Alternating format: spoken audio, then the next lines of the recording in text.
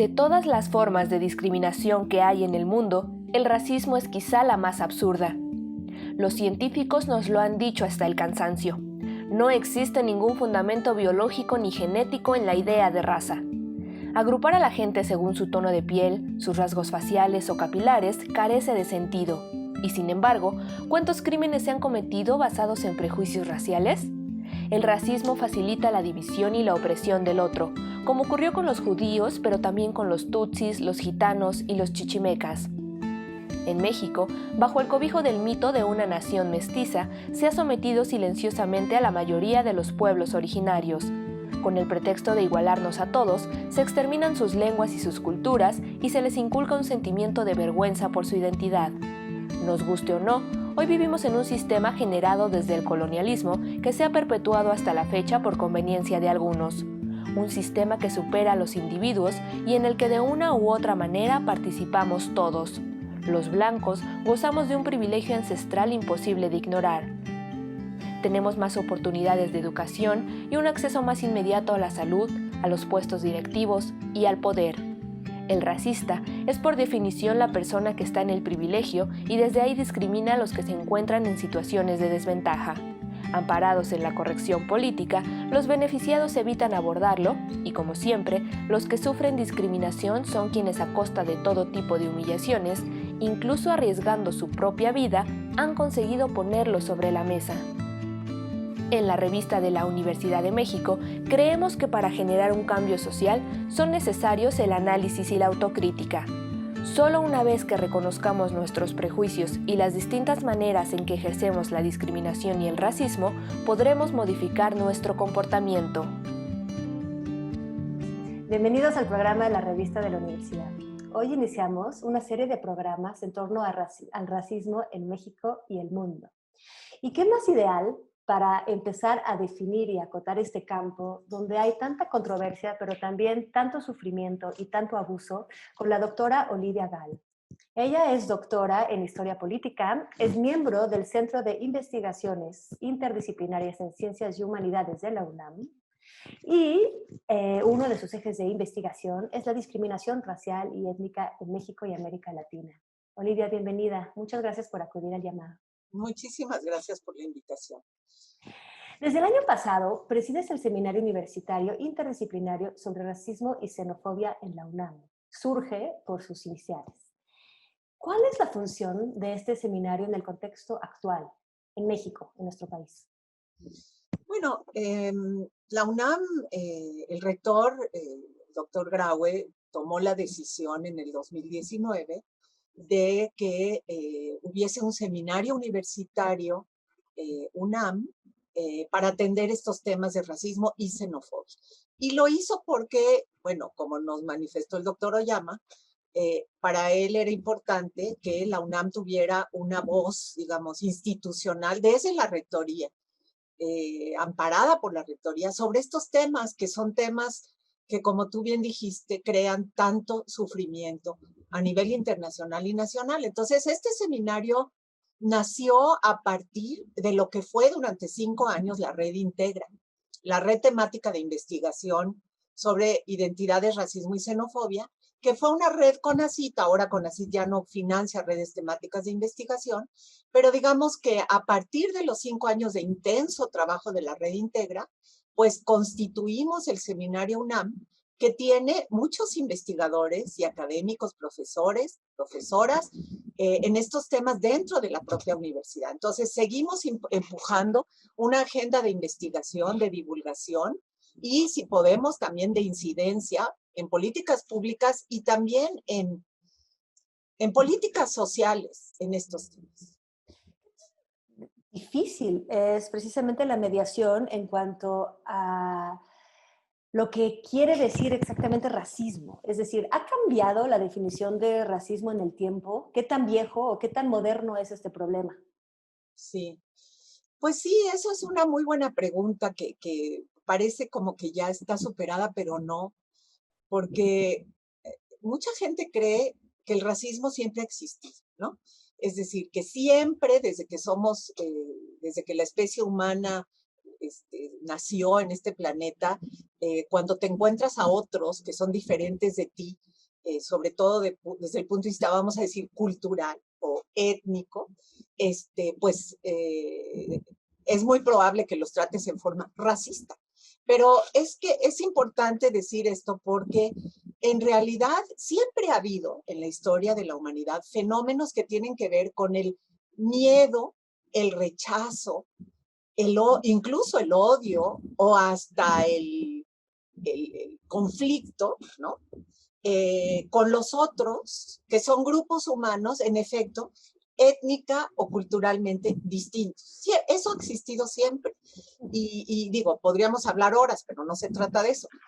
Eso sí es tan viejo como la historia de la humanidad. Lo que decimos siempre es que eso se llama etnocentrismo. O sea, es, digamos, yo me centro en mi identidad étnica o cultural, y a partir de ella veo al mundo, juzgo al mundo, y me relaciono con los otros que son distintos en ese sentido, y en general los miro a través del lente de mi propia verdad cultural o identitaria. Bueno, ahora, hay gente que cree que solamente los pueblos europeos, por ejemplo, occidentales, fueron etnocentristas con otros, y eso no es así. Como dice Cornelius Castoriadis, eso es muy interesante, en la historia de la humanidad entera, independientemente del periodo histórico y del momento de las culturas, lo más recurrente, desgraciadamente, ha sido ver al otro no solo como diferente, porque es diferente a ti, sino como inferior a ti. Y eso no solo es una prerrogativa de Occidente. Eso ha ocurrido recurrentemente en todos los pueblos del mundo. Y bueno, sobre la base de este etnocentrismo, hay un momento histórico que es, digamos, segunda mitad del siglo XVIII, cuando estamos entrando a la era del nacimiento de los Estados-nación, a la era de las repúblicas guiadas por constituciones liberales, y a la era en la que la religión ya no es el centro digamos, de los parámetros filosóficos, jurídicos, políticos, sino es la ley, ¿no? La razón.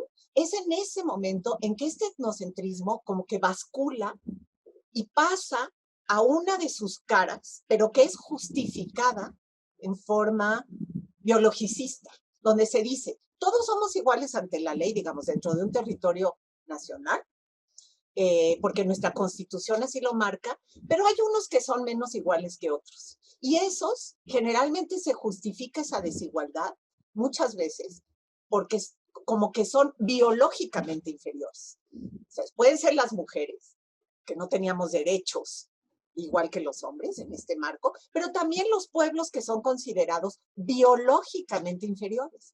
Y entonces ahí propiamente nace el concepto raza, como lo entendemos hoy, como un marcador biologicista de la inferioridad y la superioridad. Y el racismo va muy, muy de la mano con el nacimiento de este concepto, no de la palabra existía antes, pero el concepto visto así.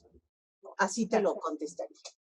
Claro, de lo que nos expones, retengo que incluso un individuo tiene que diferenciarse del otro, diferenciarse de su madre, es decir, establecemos contacto, establecemos nuestras identidades en contraste con otras identidades.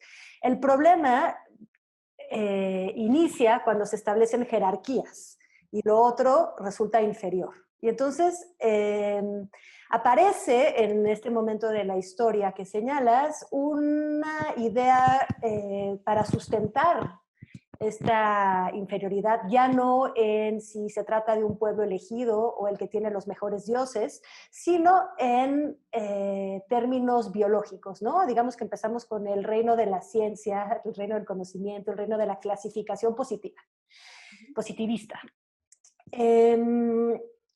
Eso llega entonces a México después de la conquista. Estamos hablando de algo, estás hablando del siglo XVIII tardío. Y sin embargo tenemos tendencia a decir, los discursos actuales insisten muchísimo en que el racismo es colonial, deriva de la colonia, de la conquista. Sí. Bueno, es que hay una polémica muy fuerte en eso, pero digamos, mi postura y básicamente la postura de casi todos en Surge, claro que hay un origen colonial del racismo que en los países postcoloniales, por ejemplo en América, se va a instalar en la época ya de la modernidad del siglo XVIII, XIX. Claro que hay orígenes coloniales. Ahora, esos orígenes coloniales, nosotros los definimos como antecedentes muy importantes de lo que después va a ser propiamente el racismo. Porque las potencias coloniales, cuando llegaron por América, descubrieron, se toparon con el Nuevo Mundo, en efecto descubrieron pueblos que eran aún más otros que los otros que ellos ya conocían, ¿no? Por ejemplo, los españoles que llegaron a este territorio nuestro, en México de hoy, pues los otros, por excelencia en la península ibérica, eran los musulmanes y los judíos, pero eran parte de la península ibérica. Okay.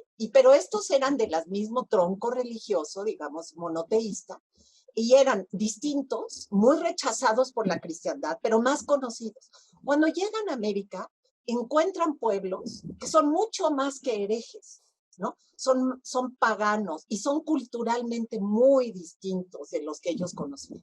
Entonces, claro que se establece una relación con esa otredad, ¿no?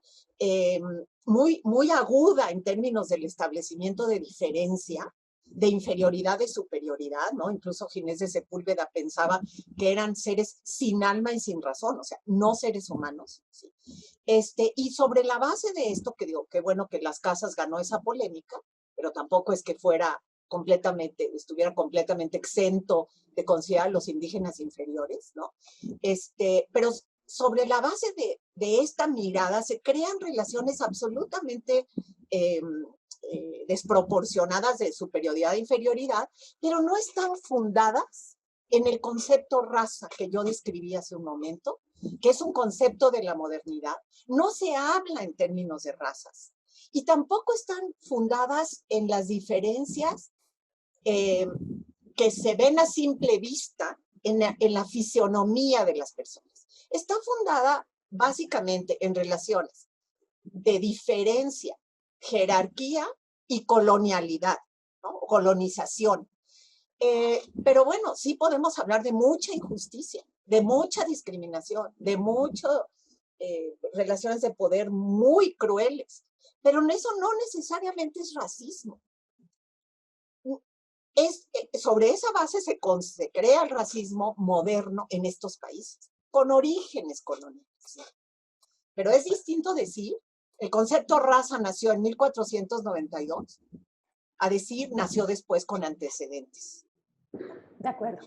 Nos vamos a ir a una pausa, Olivia, y regresamos a ver por qué quizás seguimos hablando en términos coloniales hoy, tanto tiempo después, y también cómo entender este concepto que cada vez parece más complicado, cómo lo podemos entender de manera sencilla. Si escuchamos a nuestros pensadores contemporáneos, a él se le da mucho rizo al rizo. Es muy, muy complicado entender colonial, sistémico, transeccional, feminista, etcétera.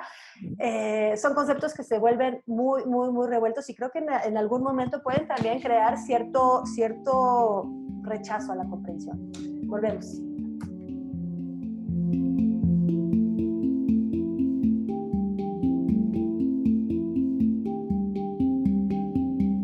Estamos de vuelta con la doctora Olivia Gall. Estamos hablando de racismo. Estamos tratando de poner algunos puntos sobre las IES, tratando de definir, acotar o por lo menos ver un poco más claro en este terreno minado, controversial, en este terreno, o por lo menos en este tema del que se habla mucho, en particular ahorita también, periódicamente surgen actos racistas que vuelven a poner el tema sobre la mesa, en particular ahora el de George Floyd en Estados Unidos.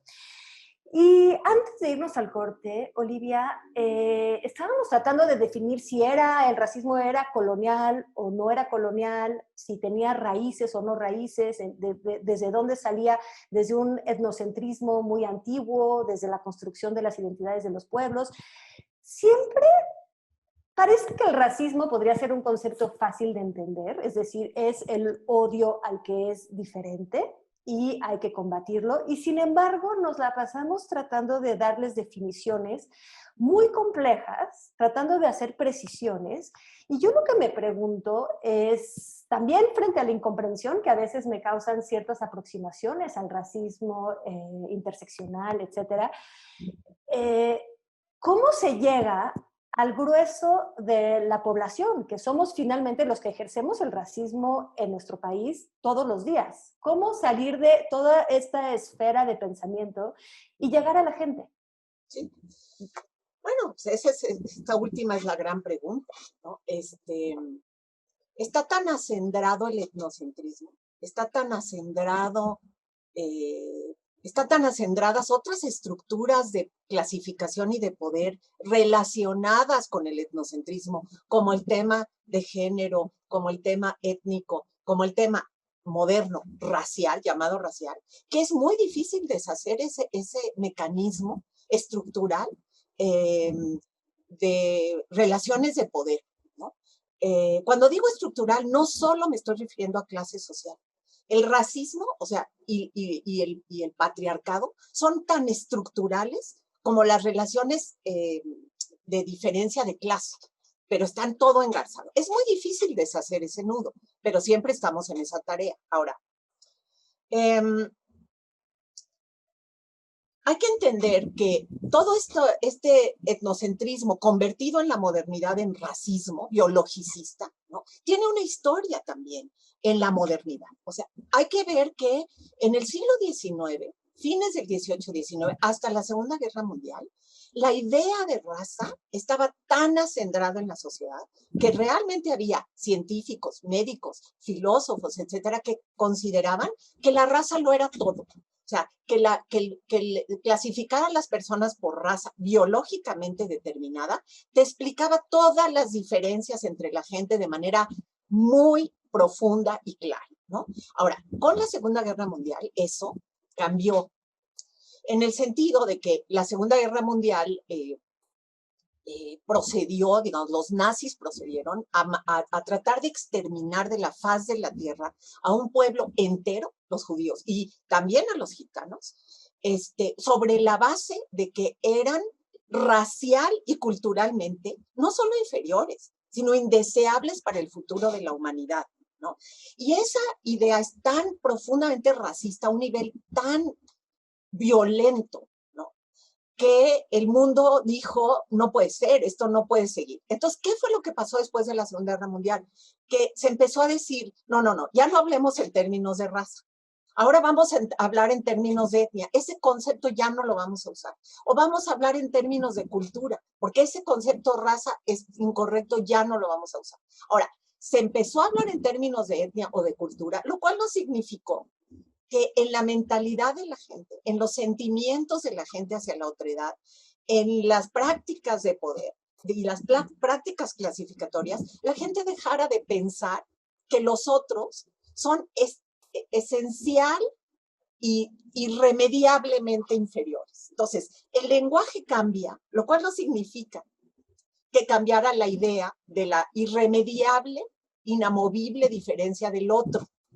Entonces, hoy en día es políticamente incorrecto, en cierto sentido, hablar de que hay razas distintas, porque ya todo mundo dice, biológicamente no somos distintos. Bueno, eso ya la genética lo demostró además, ¿no? Plenamente.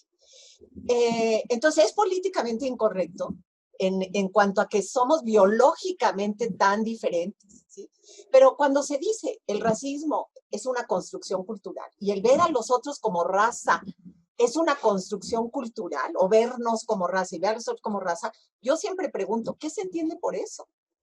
Porque si tú en el fondo estás entendiendo por eso una construcción cultural que en realidad es casi tan determinista como la biologicista, pues entonces no te has movido mucho. Y eso es lo que ha pasado en el mundo, ¿sí? Nada más que hoy a la raza se le viste de muchas otras cosas. Que a mí no me parece incorrecto que se haga eso, porque el término raza me parece muy cuestionable, claro que sí. Pero el problema es que seguimos pensando en la otredad de esa manera. Y entonces sí es complejo, porque raza no es nada más biología, ¿verdad? Raza no es nada más biología que se ve a simple vista. Raza es también etnicidad, raza es también identidad, raza también es cultura. Y la gente en la vida cotidiana entiende por raza una melcocha entre todo esto, pero te sigue diciendo, pues, los negros no serán biológicamente inferiores, pero por favor, son negros y no son iguales a nosotros, ¿verdad? Entonces, esto sigue siendo una construcción en la que vivimos. Las sociedades humanas siguen estando racializadas. Quiere decir que vivimos bajo la convicción de que somos racialmente superiores e inferiores. Y ese es el problema. ¿Cómo deshaces eso? Mencionas este corte a partir de la Segunda Guerra Mundial, cuando se reconoce el primer genocidio, luego se va hacia atrás y se reconoce que hubieron otros, pero digamos, aparece este gran genocidio como el primero en ser reconocido mundialmente. Y es importante porque la nación mexicana posrevolucionaria se funda también en conceptos de raza, ¿no? Seguimos, de hecho, con el lema universitario de por mi raza hablará el espíritu. Seguimos, en cierto modo, cuestionando esta nación fundada en el mestizaje, en este mestizaje que se intentó como política de Estado. Sin embargo, sigue presente y hay quienes dicen, por ejemplo, Federico Navarrete, que de hecho escribió en nuestro número de Racismo de la revista, que hay que terminar con esta mestizofilia o con esta idea del mestizaje para poder de una vez acabar con el racismo en México o con todos los, otros lo llaman pigmentocracia, es decir, en todas estas clasificaciones por color de piel que existen en México. ¿Qué piensas de eso? Sí, mira, todos los estados-nación modernos se fundaron en un paradigma en el que lo racial está en la base, ¿no? La mayoría de los estados-nación, incluso en América Latina, no solo en Europa, se fundaron con esta idea de que sobre la base de una sangre pura se crea una identidad nacional poderosa que permite que la nación tenga un futuro claro y luminoso. Sí. Que de hecho es muy interesante que digas pura, porque el mestizaje no, pues, no, suena increíble, suena como el melting pot de Estados Unidos, es vamos a mezclar todas las razas en una. Exacto. Entonces, algunas naciones como la nuestra es campeona en esta manera tan particular de haberse creado, dicen, no, nosotros no vamos a basar nuestra identidad nacional y la potencialidad del futuro luminoso de nuestra nación en sangres puras y limpias, al revés, lo vamos a basar en sangres mezcladas e impuras. Y eso, y no vamos a permitir que nos digan que sobre la base esta vamos a ser una nación bastarda. Vamos a demostrarle al mundo que no. Bueno, ahora, esto que digo, tiene algunos visos progresistas. Yo no me voy a meter mucho en esto, pero el problema es que encierra una trampa. ¿Y cuál es la trampa que encierra? Que el mensaje que manda es, si ese es nuestro mensaje, si ese es el corazón de nuestra identidad, no podemos ser racistas, porque los racistas justamente hacen lo contrario, ¿no? Entonces nace, y en el siglo XIX y luego sobre todo en el XX, nace esta idea de México no es racista, no puede ser racista construido sobre esa base. Pero lo que no se dice es que en el fondo lo que se les está diciendo a los pueblos indígenas, que eran una enorme mayoría en el 1810 y todavía en 1910, etcétera, es que se les está diciendo, mira, si tú de veras quieres ser mexicano, en plenitud de derechos, mestízate. Porque no vamos a respetar tus identidades diferenciadas.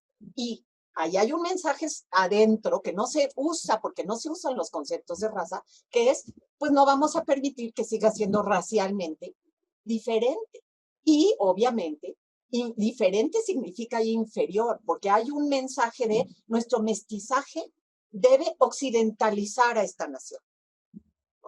debe convertirla más en occidental, con todo lo que eso significa, en términos, digamos, de blanqueamiento, no solo de piel, sino blanqueamiento occidentalizante de la cultura, de la capacidad de industriosidad, etcétera, ¿no? Y entonces es ahí donde nos ha costado mucho trabajo reconocer que en este país hay racismo, porque hemos tenido que desmontar eso. Ahora, yo creo que la mayoría de las naciones de este planeta no son mestizantes, no nacieron con ese mensaje ni con ese corazón de la identidad, y sin embargo son racistas. Entonces, no basta con desmontar esto para dejar de ser racistas. Evidentemente, o sea, tenemos que pensar a nivel nacional en esto y desmontarlo, sí.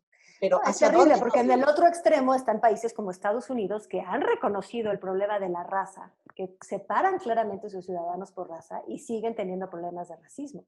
Bueno, todo esto nos lleva a una especie de... Hay un racismo global y hoy en día que estamos comunicados y quizás podemos organizarnos, ¿hay también un antirracismo global, crees? No. ¿O sigue siendo todo regional? Mira, nosotros lo que decimos es que hay racismos, ¿de acuerdo? Sí. Hay racismos, o sea, en México hay distintos tipos de racismo, ¿eh? No, el racismo del que estamos hablando ahorita es muy de los valles centrales del país y de la ideología del Estado mexicano, pero tú vete a Chiapas, es completamente otra construcción. Ahí el racismo fue un racismo más segregacionista, no asimilacionista al mestizaje. Vete a Yucatán, pues es completamente otra cosa. En Yucatán a los indígenas los llaman mestizos. Vete al norte del país. Allí el mestizaje no opera. Entonces, en México mismo hay distintos tipos de racismo. Pues, ¿qué no habrá a nivel mundial? Cada país, por eso yo siempre, el racismo de cada momento histórico, en cada lugar específico, hay que historizarlo en su especificidad. Eso no quiere decir que no debemos leer sobre teoría de racismo, conocer los racismos de otras partes del mundo, pero tenemos que historizarlo, porque si no, nos podemos equivocar radicalmente en cómo analizamos los racismos particulares de cada momento histórico y en cada lugar específico. Ahora, claro que hay una base, ¿no? Que es esta que estuvimos, histórica, de la construcción racializada del mundo, que tenemos que tomar en cuenta. Claro que podemos solidarizarnos unos con otros para luchar contra el racismo. El racismo en Estados Unidos es muy distinto del de aquí. Es más, ellos no han deconstruido el concepto raza. No solo no lo han deconstruido, sino que siguen reivindicando el concepto raza como un concepto políticamente correcto. El movimiento negro en Estados Unidos dice, somos raza negra, ¿sí? Y digo, no somos nosotros quienes les vamos a ir a corregir la plana en ese sentido, porque hay toda una historia ahí. Ahora, México, los pueblos indígenas no dicen somos raza indígena, lo cual no significa que no puedan ser antirracistas y que no puedan tener una conciencia del racismo y una lucha antirracista. Entonces, siempre tiene que haber solidaridad global. Para mí es un principio básico de la lucha en todos los territorios, ¿no? Con la conciencia de que en cada lugar opera en forma distinta. Pero sí tenemos que permitirnos hablar en solidaridad con otros. No podemos decir solo ellos pueden hablar por sí mismos. Tenemos que crear puentes de solidaridad. Es todo otro global. Debate también hoy en día, quién puede hablar. Todo es tan complejo. Te agradezco muchísimo en ayudarnos a ver un poquito dentro de toda esta complejidad. Acabas de abrir la puerta a un tema gigantesco, que es quién puede hablar y desde dónde, porque hoy no es tan sencillo tomar la palabra para ciertas cosas. Entonces, lo cual a veces se convierte en una gran censura, pero bueno, lo tenemos que dejar para otro momento. Claro. Quedémonos con la raza. Muchísimas gracias, con la raza, más bien con la no raza, y muchísimas gracias, querida Olivia. No, muchísimas gracias a ti, de veras es un placer y cuando quieras. Muy gracias. Bien. Pues bueno, muy buenas noches a todos, buen fin de semana, reflexionen sobre todo esto y nos vemos la próxima semana.